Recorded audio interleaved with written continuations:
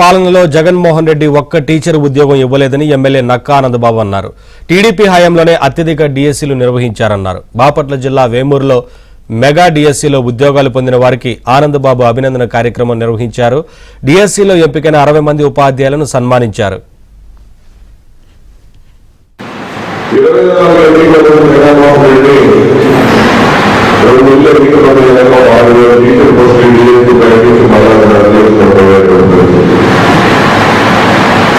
ప్రతి డిఎస్సీ కూడా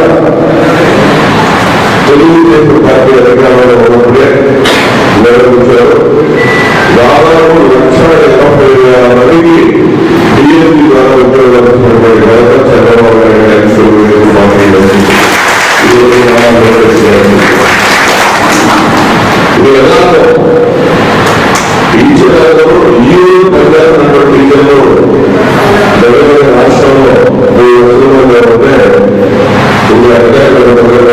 అందులో 1,50,000 తెలుగుదేశం పార్టీ ప్రభుత్వ అధికారంలో ఉన్నప్పుడు నియామకమైనటువంటి ఉపాధ్యాయులే ఇవాళ టీచర్లుగా పిల్లలకి పాఠాలను విద్యార్థులు నేర్పిస్తున్నారనేది